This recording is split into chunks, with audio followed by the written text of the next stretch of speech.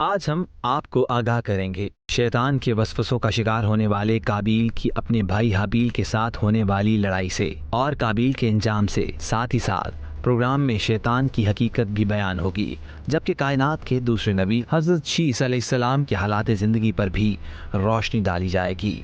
شروع کرتے ہیں قابیل اور حابیل کے قصے سے۔ تفسیر ساوی میں منقول ہے کہ حضرت آدم علیہ السلام اور اماں حوا علیہ السلام کے ہاں 20 دفعہ میں 40 بچے پیدا ہوتے تھے، یعنی ہر دفعہ میں ایک لڑکا اور ایک لڑکی۔ جب یہ جوان ہو جاتے تھے تو حضرت آدم علیہ السلام پہلی دفعہ کے لڑکے کا دوسری دفعہ کی لڑکی کے ساتھ نکاح فرما دیا کرتے تھے۔ قدرت کے اس قاعدے کے تحت قابیل اور حابیل پیدا ہوئے۔ امام قرطبی کے مطابق قابیل کے ساتھ جو لڑکی پیدا ہوئی وہ بہت خوبصورت تھی اور اس کا نام اقلیمہ تھا، جبکہ حابیل کے ساتھ پیدا ہونے والی لڑکی لیوزا کم خوبصورت تھی۔ جب حضرت آدم علیہ السلام نے شرعی دستور کے مطابق قابیل کا نکاح لیوزا سے اور حابیل کا اقلیمہ سے کرنا چاہا تو قابیل اس پر راضی نہ ہوا اور مطالبہ کیا کہ اس کا نکاح اقلیمہ کے ساتھ ہی کیا جائے۔ حضرت آدم علیہ السلام نے سمجھایا کہ اقلیمہ تیرے ساتھ پیدا ہوئی ہے، لہٰذا وہ تیری بہن ہے، اس کے ساتھ تیرا نکاح حلال نہیں۔ قابیل کہنے لگا، یہ تو آپ علیہ السلام کی رائے ہے، اللہ تعالیٰ نے یہ حکم نہیں دیا۔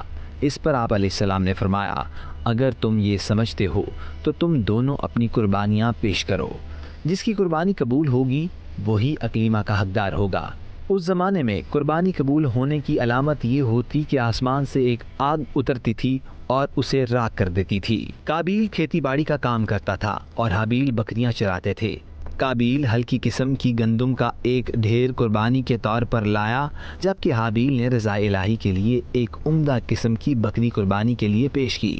اس کے بعد آسمان سے آگ نازل ہوئی اور اس نے حابیل کی قربانی کو لے لیا اور قابیل کی گندم کو چھوڑ دیا۔ یوں حابیل کی قربانی قبول ہو گئی اور یہی اقلیمہ کے حقدار قرار پائے۔ علامہ ابن کثیر رحمۃ اللہ علیہ بحوالِ طبری لکھتے ہیں کہ حابیل نے جو میڈا قربانی کے لیے پیش کیا وہ اسے بہت محبوب تھا، شدید محبت کے باعث وہ اپنی کمر پر اٹھائے رکھتے۔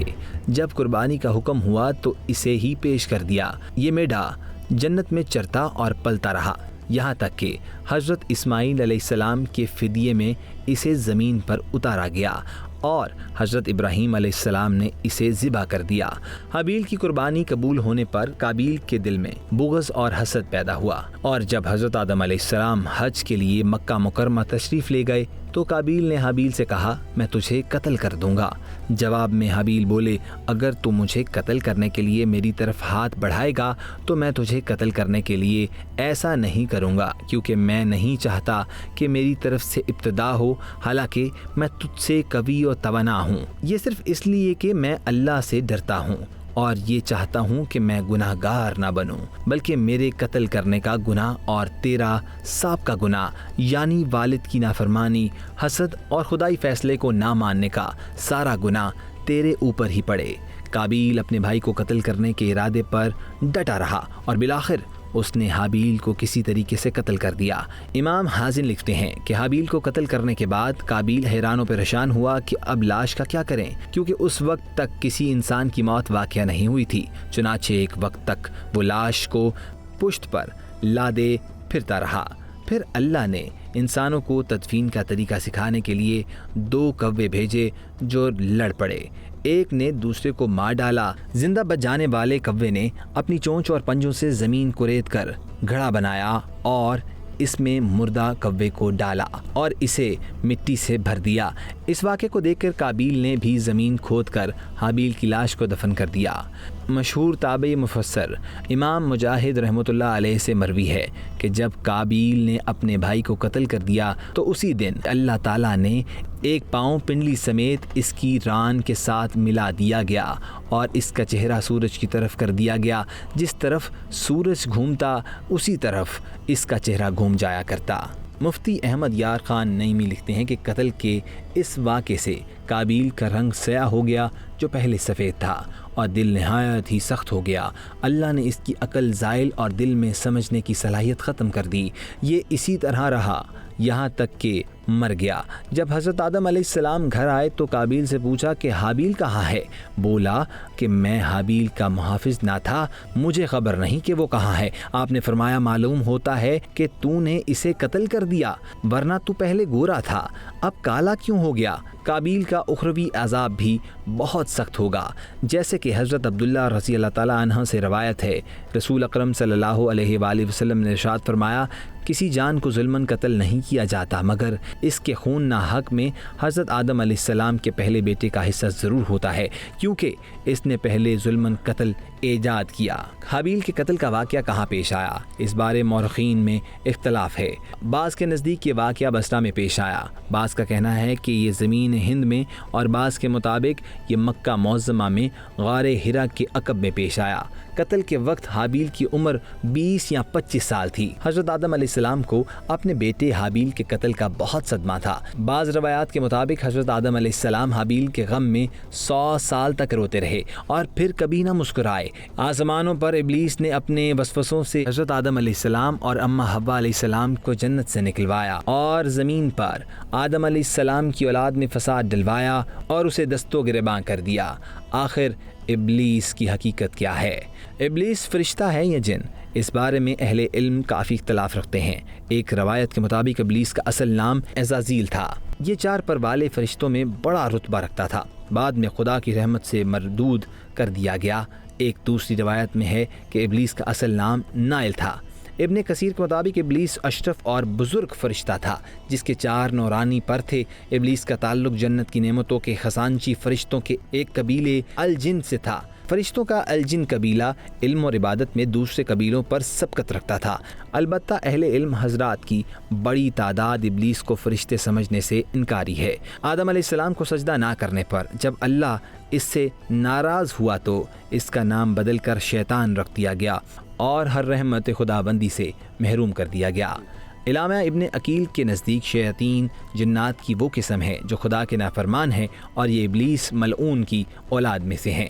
جنات کو حضرت آدم علیہ السلام کی پیدائش سے 2000 سال پہلے پیدا کیا گیا۔ جنات کا مادی تخلیق آگ کی لو ہے، اور یہ آگ دوزخ کی آگ کا 70واں حصہ ہے۔ ایک اور روایت میں ہے کہ فرشتوں کو بدھ کے دن پیدا کیا گیا، جنات کو جمعرات کے دن، اور آدم علیہ السلام کی پیدائش جمعے کے روز ہوئی۔ قرآن کی اصلاح میں جن ایک غیر مرئی مخلوق ہے جس کا ذکر قرآن حکیم کی 8 سورتوں کی 12 آیات میں ہے، جبکہ سورت جن کی 15 آیات میں جنوں کا ذکر موجود ہے۔ جس طرح پہلا انسان مٹی سے بنایا، اسی طرح پہلا جن خالص آگ کے شعلے سے پیدا کیا گیا، بعد میں اس کی ذریت سے جنوں کی نسل پیدا ہوئی۔ ان کا وجود بھی اصلاً ایک آتشی وجود ہی ہے، لیکن جس طرح انسان محض ایک مٹی کا ڈھیر نہیں ہے، اسی طرح جن بھی محض آگ کا شعلہ نہیں۔ اللہ نے جنوں اور انسانوں کو اپنی عبادات کے لیے پیدا کیا۔ اللہ نے جنات کو پیدائش کے بعد انہیں زمین کو آباد کرنے کا حکم دیا۔ طویل عرصے اللہ کی عبادت کرنے کے بعد جنات نے اللہ کی نافرمانی کرنا شروع کر دی اور فساد پھیلانے لگے۔ جنات نے اپنے بادشاہ یوسف کو مار ڈالا تو اللہ نے ان پر دوسرے آسمان کے فرشتوں کا ایک لشکر بھیجا۔ ان میں ابلیس بھی تھا جو 4000 کے دستے کا سردار تھا۔ یہ آسمان سے اترے اور زمین پر موجود سب جنوں کو ہلاک اور برباد کر ڈالا۔ جو بچے انہیں سمندری جزیروں کی جانب بھگا دیا۔ حضرت عبداللہ بن عمر فرماتے ہیں کہ اللہ تعالیٰ نے انسانوں اور جنات کو 10 حصوں میں تقسیم فرمایا ہے۔ ان میں سے 9 حصے جنات اور 1 حصہ انسان ہے۔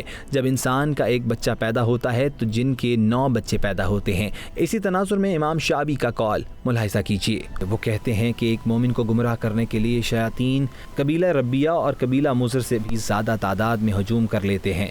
قرآن مجید کی سورۃ صاد میں بیان ہے کہ جب تیرے رب نے فرشتوں سے کہا میں مٹی سے ایک بشر بنانے والا ہوں، اور پھر جب میں اسے پوری طرح بنا دوں اور اس میں اپنی روح پھونک دوں تو تم اس کے آگے سجدے میں گر جاؤ۔ اس کے حکم کے مطابق فرشتے سب کے سب سجدے میں گر گئے، مگر ابلیس نے اپنی بڑائی کا گھمنڈ کیا اور کافروں میں سے ہو گیا۔ اللہ نے فرمایا، ابلیس تجھے کیا چیز اس کو سجدہ کرنے سے روک رہی ہے جسے میں نے اپنے دونوں ہاتھوں سے بنایا؟ تو بڑا بن رہا ہے یا تو ہے ہی کچھ اونچے درجے کی ہستیوں میں سے؟ اس نے جواب دیا، میں اس سے بہتر ہوں۔ آپ نے مجھے آگ سے پیدا کیا اور اسے مٹی سے فرمایا، اچھا تو یہاں سے نکل جا، تو مردود ہے اور تیرے اوپر یوم الجزا تک میری لعنت ہے۔ وہ بولا، اے میرے رب، یہ بات ہے تو پھر مجھے اس وقت تک مہلت دے دے جب یہ لوگ دوبارہ اٹھائے جائیں۔ فرمایا، اچھا، تجھے اس روز تک کی مہلت ہے جس کا وقت مجھے معلوم ہے۔ اس نے کہا، تیری عزت کی قسم، میں ان سب لوگوں کو بہکا کر رہوں گا بجز تیرے ان بندوں کے جنہیں تو نے اپنے لیے خالص کر لیا ہے۔ فرمایا، تو حق یہ ہے اور میں حق ہی کہا کرتا ہوں کہ میں جہنم کو تجھ سے اور ان سب لوگوں سے بھر دوں گا جو انسانوں میں تیری پیروی کریں گے۔ ابلیس نے اپنی خطا پر توبہ کے بجائے بنی نوح انسان کو گمراہ کرنے کے راستے کا انتخاب کیوں کیا؟ کیا یہ مشیت الہی تھی؟ اس بارے میں بھی آگاہ کرتے ہیں۔ جب طوفان نوح کے بعد کشتی نوح لنگر انداز ہوئی تو حضرت نوح علیہ السلام نے اللہ کی عطا کردہ پیغمبرانہ بصیرت سے ابلیس کو اپنی کشتی کے پچھلے حصے میں موجود پایا، جس پر نوح علیہ السلام گویا ہوئے، تو تباہ ہو جائے، تیری وجہ سے زمین والے غرق ہوئے۔ تو جواب میں ابلیس نے لاپرواہی سے کہا، تو میں کیا کروں؟ نوح علیہ السلام نے فرمایا، تو توبہ کر لے۔ ابلیس نے جواب دیا، پہلے اللہ سے پوچھیں کیا میری توبہ کی قبولیت کی گنجائش ہے؟ جس پر برگزیدہ نبی نے اللہ سے رجوع کیا۔ کچھ دیر میں وحی آئی اور شیطان کی قبولیت توبہ کے لیے آدم کی قبر کو سجدہ کرنے کی شرط رکھ دی گئی۔ جواب میں ابلیس نے کہا، میں نے زندگی میں اس کو سجدہ نہیں کیا تھا، اب آدم کے انتقال کے بعد انہیں کیسے سجدہ کر لوں؟ اور یہی فرق ہے شیطان اور انسان میں، بندہ جتنا بھی گناہ گار ہو اللہ کے حضور توبہ کے لیے جھک ہی جاتا ہے، اور جو نہیں جھکتا وہ شیطان کہلاتا ہے۔ بارگاہ الہی سے بے دخلی کے وقت ابلیس کا لباس بزرگی اور کرامت بھی اتار کر اسے لعنت و پھٹکار کا جامع پہنا دیا گیا، پھر ملعون کر کے مقام قرب سے دور کر دیا گیا، حتیٰ کہ اس کی فرشتوں والی صورت بھی بدل ڈالی گئی۔ امام ابن کثیر کہتے ہیں، ابلیس 4 مرتبہ زارو قطار رویا، پہلی مرتبہ جب رندۂ درگاہ ہوا، دوسری مرتبہ جب جنت سے نکالا گیا، تیسری مرتبہ جب رحمت و دو جہاں حضرت محمد صلی اللہ علیہ وآلہ وسلم کی ولادت ہوئی، اور چوتھی مرتبہ جب سورۃ فاتحہ نازل ہوئی۔ اللہ نے جب ابلیس کو قیامت تک اپنے بندوں کو گمراہ کرنے کی مہلت دے دی تھی تو اسے تنبیہ بھی کی گئی۔ اللہ نے شیطان اور اس کے ماننے والوں کو جہنم کی سزا سنا دی گئی، اور ساتھ ہی یہ بھی کہا کہ شیطان کے وعدے ایک دھوکے کے سوا اور کچھ بھی نہیں۔ شیطان نے انسان کو بہکانے اور اللہ کے راستے سے ہٹانے کے لیے اپنے کچھ اہداف مقرر کیے، جس میں سر فہرست نعوذ باللہ اللہ کے مقابلے میں بندوں کو اپنا اطاعت گزار بنانا ہے، دوسرا کبھی طویل العمری تو کبھی لذت دنیا اور کبھی بری خواہشات کے پورے ہونے کی امید میں مبتلا کرنا۔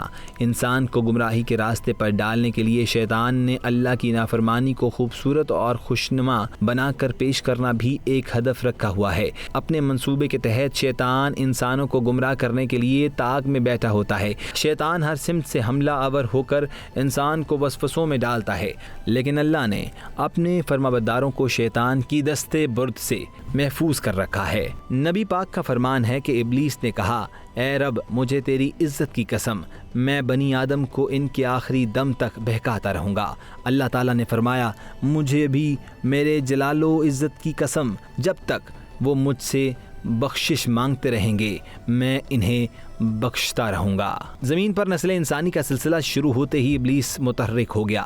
قابیل ابلیس مردود کا پہلا شکار بنا، اور نسل انسانی میں پہلا فساد بھی یہیں سے پیدا ہوا، جس کی اولین مثال حضرت آدم علیہ السلام کی توبہ پر رب کریم کی بخشش ہے۔ حضرت آدم علیہ السلام کو اللہ نے روئے زمین کی سلطنت اور بادشاہی عطا فرمائی تھی۔ اللہ نے انہیں اپنے سامنے کھڑا کر کے کلام فرمایا اور نبوت سے نوازا۔ آپ پر مردار، خون، خنزیر کے گوشت کی حرمت بھی صادر ہوئی۔ آپ کی طرف 21 صحیفے نازل فرمائی، جنہیں آدم علیہ السلام نے جبرائیل امین کے سکھائے رسم الخط میں تحریر فرمایا۔ ہم پہلے ہی بیان کر چکے ہیں کہ جبرائیل علیہ السلام پہلے انسانی جوڑے کے لیے جنت سے گندم کے 7 دانے لائے تھے، جنہیں آدم علیہ السلام نے کاشت کیا۔ فصل تیار ہونے پر گندم کے دانوں کو پیس کر آٹا بنایا، اور پہلے انسانی جوڑے نے اس آٹے کی روٹی پکا کر کھائی۔ گندم آدم علیہ السلام کی پہلی خوراک تھی، اور اس جوڑے کا پہلا لباس میڈے کی اون سے تیار کردہ تھا۔ حضرت آدم علیہ السلام نے اپنے لیے جبہ اور بی بی اماں حوا کے لیے قبا اور سکاف تیار کیا تھا۔ زمین پر اللہ کی کبریائی کا پہلا اعلان یعنی پہلی نماز بھی آدم علیہ السلام نے پڑھی۔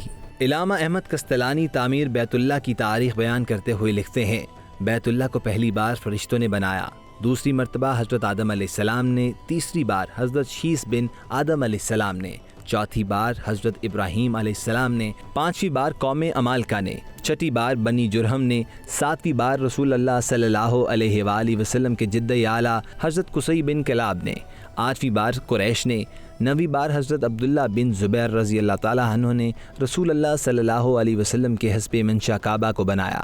اس میں 2 دروازے رکھے، ایک داخل ہونے کا اور ایک خارج ہونے کا، اور خطیم کو کعبہ میں داخل کیا اور یہی بنائے ابراہیم تھی۔ قریش اپنے وسائل میں کمی کی وجہ سے اس کو مکمل بنائے ابراہیم پر نہیں بنا سکے تھے، جبکہ آپ صلی اللہ علیہ وآلہ وسلم کی خواہش تھی کہ کعبۃ اللہ کو بنائے ابراہیم پر بنا دیا جائے، لیکن فتنے کے اندیشے کے سبب آپ نے ایسا نہیں کیا۔ 10ویں بار عبد الملک بن مروان کے حکم سے حجاج بن یوسف نے اس کو پھر منظم کر کے بنائے قریش کے مطابق بنا دیا۔ اس سے معلوم ہوا کہ مختلف ادوار میں حوادث زمانہ کے نتیجے میں بیت اللہ کی عمارت منہدم ہوتی رہی یا اسے نقصان پہنچتا رہا، یہی وجہ ہے کہ اسے بار بار تعمیر کیا جاتا رہا۔ حضرت عبداللہ ابن عباس رضی اللہ تعالی عنہ فرماتے ہیں کہ حضرت آدم علیہ السلام نے ہند سے پیدل چل کر 40 مرتبہ حج کی سعادت حاصل کی۔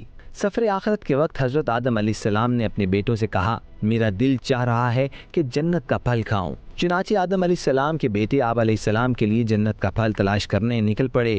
اسی دوران انہیں فرشتوں کی جماعت ملی جن کے پاس حضرت آدم علیہ السلام کا کفن، خوشبو، کلہاڑے، پھاوڑے اور ٹوکریاں تھیں۔ فرشتوں نے پوچھا، اے حضرت آدم علیہ السلام کے بیٹو، تم کیا چاہتے ہو اور کہاں جا رہے ہو؟ تو جواب ملا، ہمارے والد بیمار ہیں اور انہیں جنت کے پھل کی خواہش ہے۔ فرشتوں نے کہا، واپس لوٹ جاؤ، تمہارے والد کی عمر پوری ہو چکی ہے۔ فرشتوں کی جماعت آدم علیہ السلام کی سکونت گاہ پہنچی۔ روح قبض ہونے کے بعد جبرائیل علیہ السلام نے ان پر چادر ڈھانک دی اور حضرت شیث علیہ السلام کو ان کے غسل دینے کا طریقہ بتایا۔ غسل، کفن اور خوشبو لگانے کے بعد جبرائیل علیہ السلام نے شیث علیہ السلام کو جنازہ پڑھانے کو کہا۔ ایک روایت کے مطابق شیث علیہ السلام نے 3 تکبیروں سے اور دوسری روایت کے مطابق 4 تکبیروں کے ساتھ حضرت آدم علیہ السلام کا جنازہ پڑھایا۔ پھر آپ کو قبر میں اتارا گیا اور جسدحاقی کو لحد میں رکھا گیا۔ قبر کو اینٹیں اور غارہ لگا کر بند کر دیا گیا۔ بعد ازاں تجہیز و تکفین کا یہی طریقہ نسل انسانی میں رائج ہوا۔ حضرت آدم علیہ السلام کی وفات کے ٹھیک 100 سال بعد بی بی اماں حوا کا بھی وصال ہو گیا۔ حضرت اماں حوا کو آدم علیہ السلام کے پہلو میں سپرد حق کیا گیا۔ بعض مفسرین کے مطابق حضرت اماں حوا علیہ السلام جدہ میں اتری اور وہیں پر مدفون ہوئی۔ بعض کے مطابق اماں حوا مکہ میں واقع کوہ ابو قبیس کے غار میں حضرت آدم علیہ السلام کے ساتھ دفن ہیں۔ طوفان نوح سے پہلے حضرت نوح علیہ السلام نے آپ کے جسدحاقی کو جبل ابو قبیس کے غار سے ایک تابوت میں منتقل کر کے کشتی نوح میں رکھ دیا۔ جب طوفان تھم گیا تو آدم علیہ السلام کے جسدحاقی کو سرندیپ کے مقام پر دفن کر دیا گیا اور یہی جگہ آج بھی مدفن آدم علیہ السلام کے نام سے مشہور ہے۔ کچھ مورخین کا کہنا ہے کہ حضرت نوح علیہ السلام نے طوفان نوح کے بعد آدم اور اماں حوا کی تدفین بیت المقدس میں کی۔ حضرت آدم علیہ السلام کے بعد نبوت کا تاج آپ کے تیسرے بیٹے حضرت شیث علیہ السلام کے سر پر سجایا گیا۔ حابیل کے مرنے کے 50 سال بعد حضرت شیث علیہ السلام تنہا پیدا ہوئے۔ آپ علیہ السلام کے عام معمول سے ہٹ کر تنہا پیدا ہونے کی حکمت بیان کرتے ہوئے علامہ کستلانی رحمۃ اللہ علیہ فرماتے ہیں، حضرت اماں حوا نے حضرت شیث علیہ السلام کو اکیلا ہی جنم دیا، ان کے ساتھ لڑکی کی ولادت نہیں ہوئی۔ یہ اس ہستی کی عزت و تکریم کے لیے ہوا جن کی سعادت مندی کو اللہ تعالیٰ نے نبوت کے ذریعے ظاہر فرمایا۔ امام ابن قتیبہ رحمۃ اللہ علیہ لکھتے ہیں، اولاد آدم یعنی بلا واسطہ اولاد میں سے حضرت شیث علیہ السلام سب سے معزز، افضل، حضرت آدم علیہ السلام کے سب سے زیادہ مشابہ اور آپ علیہ السلام کو سب سے زیادہ محبوب تھے۔ حضرت آدم علیہ السلام کے وصی اور ولی عہد تھے۔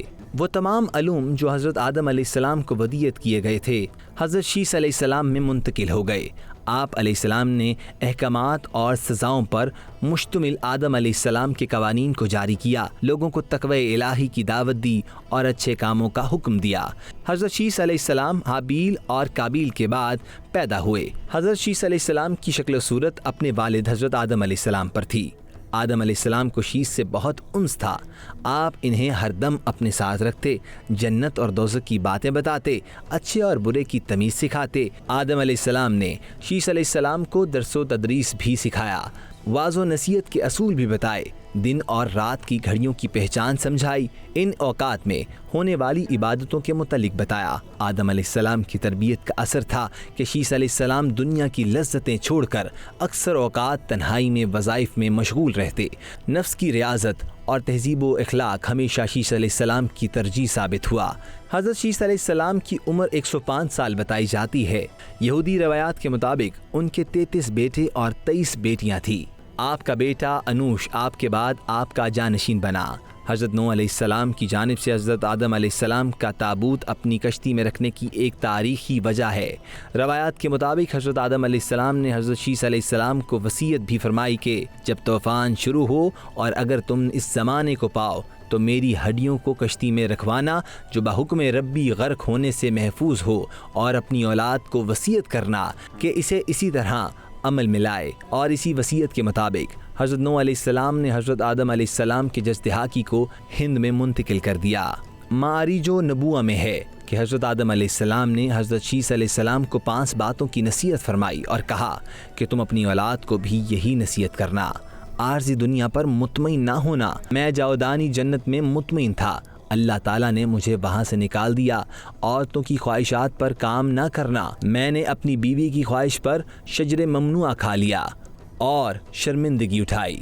ہر ایک کام کرنے سے پہلے انجام سوچ لینا، اگر میں سوچ لیتا تو جنت سے نہ نکالا جاتا۔ جس کام سے تمہارا دل مطمئن نہ ہو اس کام کو نہ کرنا، کیونکہ جب میں نے شجر ممنوعہ کھایا تو میرا دل مطمئن نہیں تھا، مگر میں اس کے کھانے سے باز نہ رہا۔ کام کرنے سے پہلے مشورہ کر لینا، کیونکہ اگر میں فرشتوں سے مشورہ کر لیتا تو مجھے یہ تکلیف نہ اٹھانی پڑتی۔ امام کستلانی رحمۃ اللہ علیہ لکھتے ہیں کہ حضرت آدم علیہ السلام نے شیث علیہ السلام کو ایک اور وصیت بھی فرمائی تھی۔ وہ وصیت تھی حفاظت نور محمدی صلی اللہ علیہ وسلم سے متعلق۔ حضرت شیث علیہ السلام نے اپنی اولاد کو حضرت آدم علیہ السلام کے فرمان کے مطابق وصیت فرمائی کہ وہ اس نور کو خوب پاک عورتوں میں ہی رکھیں گے۔ یہ وصیت اولاد آدم میں جاری رہی اور ایک زمانے سے دوسرے زمانے میں منتقل ہوتی رہی، یہاں تک کہ اللہ نے یہ نور حضرت عبد المطلب رضی اللہ تعالیٰ عنہ میں رکھا۔ ان کے ہاں حضرت عبداللہ رضی اللہ تعالیٰ عنہ کی ولادت ہوئی، جو کہ حضور اکرم صلی اللہ علیہ وآلہ وسلم کے والد محترم ہیں۔ حضرت شیث علیہ السلام نے اپنی پوری زندگی اللہ کے دین کی سربلندی میں صرف کر دی۔ آخری عمر میں ذوف کی وجہ سے گوشہ نشین ہو گئے۔ آپ کی اولاد آپ علیہ السلام کے کام کو آگے بڑھاتی رہی۔ آپ علیہ السلام اپنے بھائی قابیل کی اولاد کے کفر و شرک میں مبتلا ہونے اور شیطان کا اعلی کار بنے رہنے کی وجہ سے بڑے فکر مند رہتے تھے اور انہیں راہ راست پر لانے کی کوششوں میں لگے رہتے تھے، جنہوں نے اپنے باپ قابیل کی شکل کے بت بنا کر اس کی پوجا شروع کر دی تھی۔ 104 آسمانی صحیفوں میں سے 50 حضرت شیث علیہ السلام پر اترے۔ صحیح ابن حبان میں حضرت ابو ذر رضی اللہ تعالیٰ عنہ سے مروی حدیث پاک میں ہے، نبی اکرم صلی اللہ علیہ وآلہ وسلم نے ارشاد فرمایا، آسمانی صحیفوں اور کتابوں کی تعداد 104 ہے۔ 50 حضرت شیث علیہ السلام پر، 30 حضرت ادریس علیہ السلام پر، 10 حضرت ابراہیم علیہ السلام پر، اور توریت کے سوا 10 صحیفیں حضرت موسیٰ علیہ السلام پر نازل ہوئی۔ توریت، انجیل، زبور اور قرآن پاک ان کے علاوہ ہیں۔ آپ علیہ السلام نے حضرت آدم علیہ السلام اور خود پر نازل ہونے والے صحائف کو اکٹھا کیا اور اپنے طرز عمل کے مطابق منضبط کیا۔ آپ علیہ السلام نے خانہ کعبہ کو پھر سے تعمیر کیا اور پتھر و چکنی مٹی سے بنایا۔ حضرت شیث علیہ السلام نے کپڑا سازی کی صنعت کی بنیاد رکھی۔ آپ مکہ میں ہی مقیم رہے اور یہیں آپ کی وفات ہوئی۔ 13ویں صدی عیسوی کے عرب جغرافیہ دانوں کے مطابق حضرت شیث علیہ السلام کا مزار فلسطین کے شہر رملہ کے شمال مشرق میں واقع ایک گاؤں بشیس میں ہے۔ ایک خیال یہ بھی ہے کہ حضرت شیث علیہ السلام کا مزار لبنان کے ایک گاؤں شیث النبی میں ہے۔ جہاں آپ علیہ السلام کے نام سے ایک مسجد بھی قائم ہے۔ قدیم کتب سماویہ کی روشنی میں کہا جاتا ہے کہ آپ کی قبر ہندوستان کے صوبہ اتر پردیش کے ضلع فیض آباد کے قصبہ اجودھیا میں ہے، لیکن بعض مورخین نے آپ کی قبر بالبک اور بعض نے کوہ آدم سری لنکا میں ہونے کا بھی دعویٰ کیا ہے۔ واللہ عالم بالصواب۔ حضرت شیس علیہ السلام نے انوش کو اپنا جانشین بنایا۔ انوش علیہ السلام کے وصال کا وقت قریب آیا تو انہوں نے اپنی نسل کو جمع کیا، انہیں قابیل ملعون کی اولاد سے تعلق نہ رکھنے کی ہدایت کی، پھر کینان کو اپنا وصی نامزد کیا۔